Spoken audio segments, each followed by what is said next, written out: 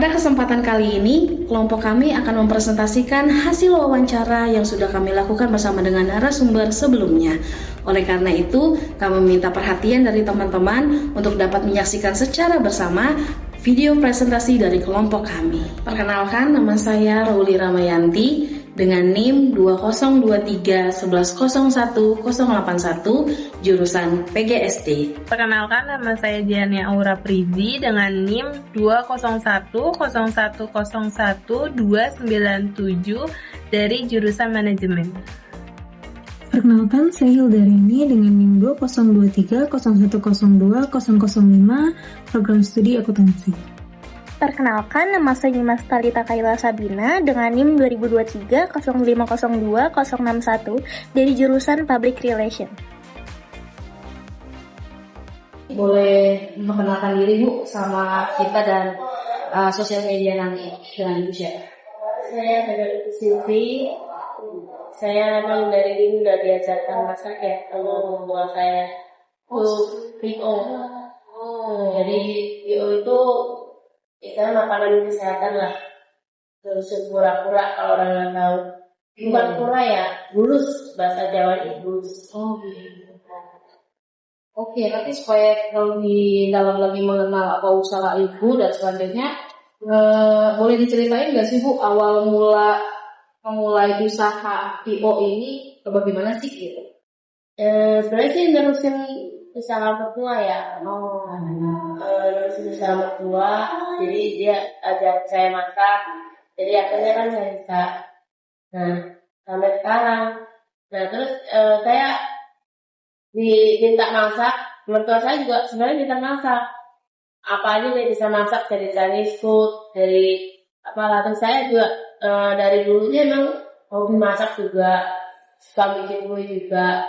Tapi enggak saya terusin kalau bikin kue karena waktunya itu enggak ada. Jadi saya terusin yang masak aja. Jadi awal mula perintisnya ini adalah dari mertua sendiri ya? Iya. Oke.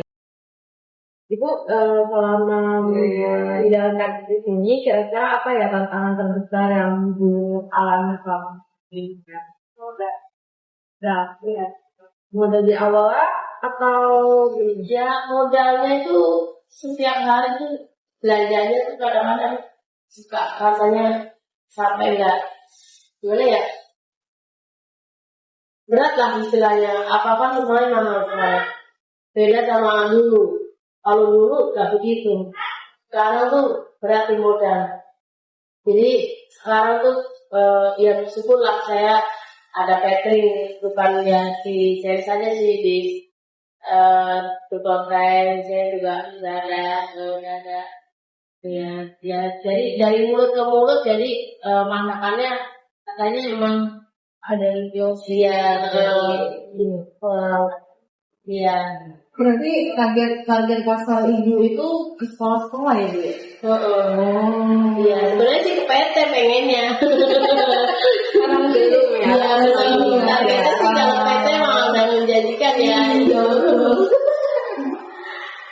Terus Jadi kan kita kalau usahakan dari kecil, dari merintis, dari naik gitu kan, pengen di PT ya.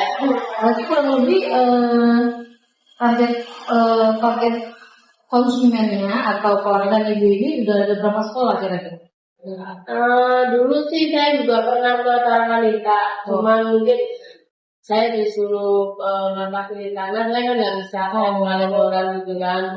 Itu pertama catering memang saya Taranganita, itu sekolah Taranganita. Terus berapa bulan saya nggak bisa ngatasin di sana, jadi saya dikenalkan sama Misti.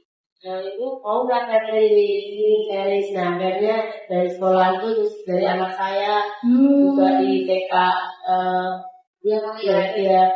Marici yang di Makassar tuh.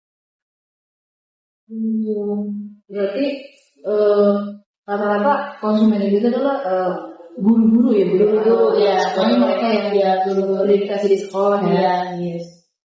Terus pemilihan menunya sih itu tantangan nggak sih buat Ibu, misalnya hari Senin Iya, tantangan banget itu. Saya gimana caranya supaya konsumen itu nggak bosan gitu loh. Saya harus ganti-ganti tiap hari tuh setiap bulan. Misalnya nih udah lama nih saya nggak pernah masak nih. Nah saya langsung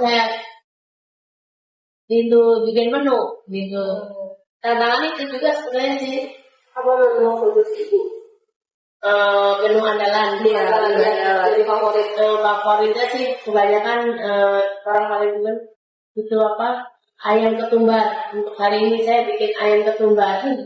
Iya, Itu favorit saya juga. enak banget pada demen. Iya. Jadi nih Bu, tadi kan kita udah nanya-nanya soal menunya, kita udah nanya-nanya tentang kendala ibu juga modal gitu ya dari awal ya. Terus kira-kira nih ya Bu ya, untuk pesanan rata-rata dalam satu hari ibu bisa sampai berapa box?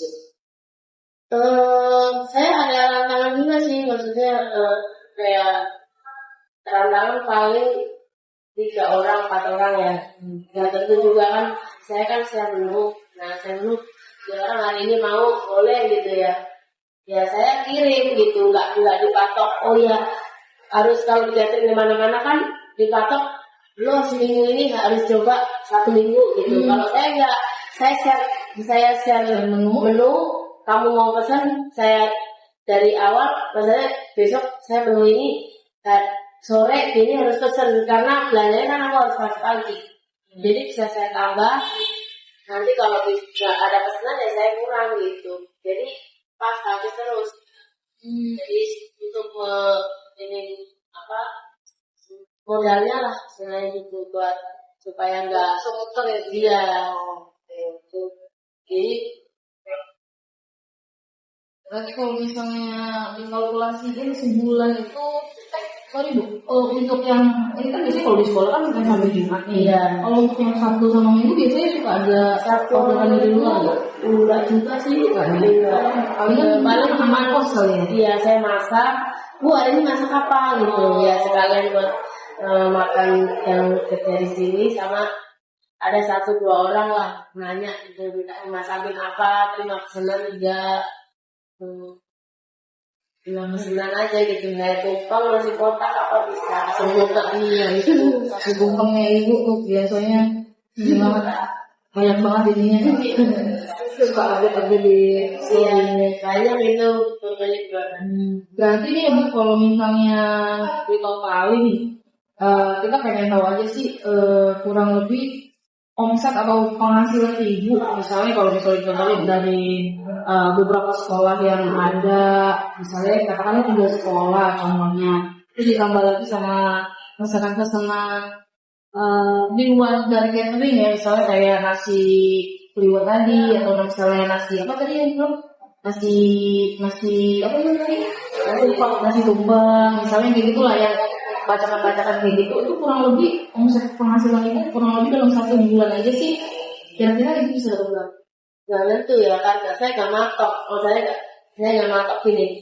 Kayak misalnya hari ini saya masak apa, orang itu pesen selera dia lah dia pesen, boleh tak pesen juga boleh. Jadi kerjaan belakang. Jadi kalau modal sih rata-rata saya belanja itu 500 dalam 1 hari. dalam 1 hari. Terus kalau misalnya kalau dihitung semuanya itu Bu, kalau misalnya untuk itu kan modal dari Pak. Kalau misalnya untuk semuanya yang misalnya Yang didapat itu kalau itu kadang-kadang sekarang sih ada yang nambah lagi ya, mudah-mudahan dia lanjut terus ya. Ada yang nambah lagi, cuman kalau rantang sih lumayan lah ya ada. Dan aku namanya pelanggan ya kan juga yang buat pelanggan. Udah pasti kan selera orang beda-beda ya kan. Ada nggak sih pelanggan yang suka aneh-aneh? Maksudnya tuh kayak suka request yang nggak biasa gitu dari menu ada. Cuma ada juga. Biasanya pesan apa tuh ke ibu request? Banyak kan sih saya jaganya tuh jangan asin banget. Jadi sekedar ada kadang-kadang kalau asinan saya sendiri yang pusing juga. Karena ada yang nggak makan asin, jadi kita harus standarin aja gitu rasa. Biasanya kayak masakan nasi, salah satu harus ada rasa manis. Jadi dia kalau makan tuh nggak amprok gitu, jadi harus rasa. Untuk ibu biasanya kita kan untuk strategi pemasaran itu kayak ibu mau promosiin catering ibu, soalnya tadi ibu bilang dari mulut ke mulut, itu biasanya ibu ngelakuin promosi. Paling ya, saya kan kalau media kurang begitu paham juga. Jadi paling di WA, bikin story, gitu aja gitu makanan saya yang hari ini aku bikin, yang misalnya aku ada orang pesan gitu. Terus bagaimana nih cara ibu untuk menjaga kualitas makanan dan pelayanan ibu di tengah persaingan bisnis? Salah satunya kayak ini. Ya tetap harus dirasa pasti orangnya. Kalau misalnya kayak tadi ya, dari awal kita udah pernah, tadi kita udah bahas ibu lu dengan bahan makanan yang mahal bu. Nah, kira-kira ibu akan merubah harga itu sampai sejauh apa bu? Ya sedikit-sedikit. Sebenarnya saya juga kadang-kadang mikir, oh iya bisnis ini gimana ya, mau nggak? Itu saya kalau mau naik itu mikir banget. Itu apa nanti saya bertahan apa gimana gitu ya. Ada rasa kayak gitu. Tapi gimana lagi? Saya harus naikkan karena bahan-bahan pada naik. Jadi saya harus walaupun sedikit ya saya naikkan, nggak apa-apa lah. Yang penting saya untung sedikit, saya dapat sedikit gitu aja. Yang penting berlanjut gitu. Berarti tetap ada perubahan harga tapi sedikit ya, supaya menjaga konsumen juga ya. Gitu. Berarti ibu artinya nyediain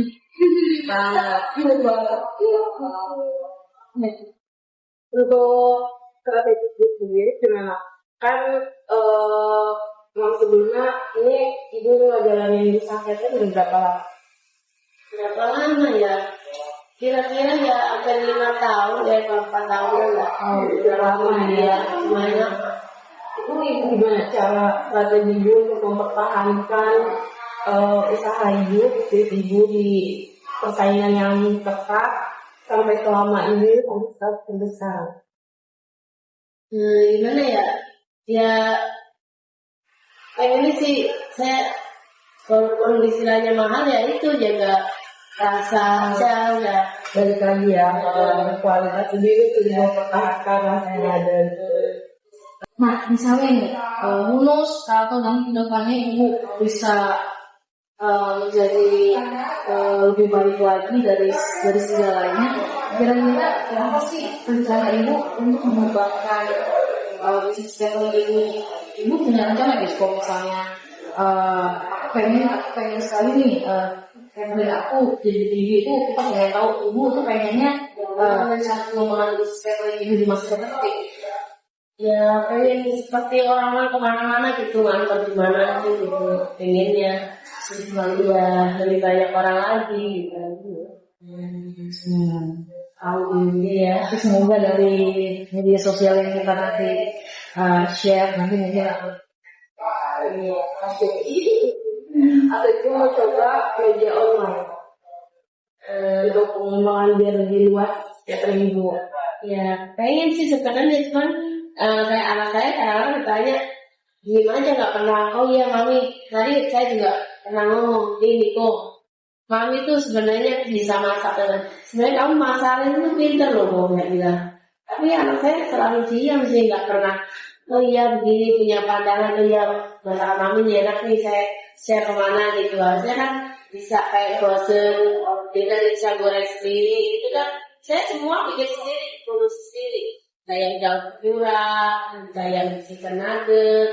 Saya biasanya kan orang kalau catering kan, oh ya saya beli gini. Kalau beli kan saya mengawet ya. Nah kalau saya produksi sendiri semua. Kayak goyong apa semua sendiri. Kalau masih ya. Iya. kalau untuk makanan favorit sendiri ya, karena kan mami jago banget ya masalah makanan favorit Paling gitu. itu kan ya, anak saya itu kalau yang saya kesel rendang. Rendang. Rendangnya paling teman ya. Jadi mereka nggak pilih-pilih makan lah ya. Kalau yang kecil paling ayam kopron, paling teman kecil. Oh, sudah ya. Oke lah Bu, kalau begitu terima kasih banyak buat waktunya.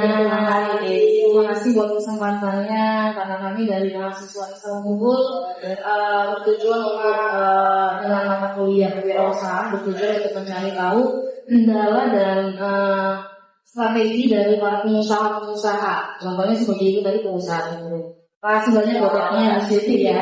Terima kasih.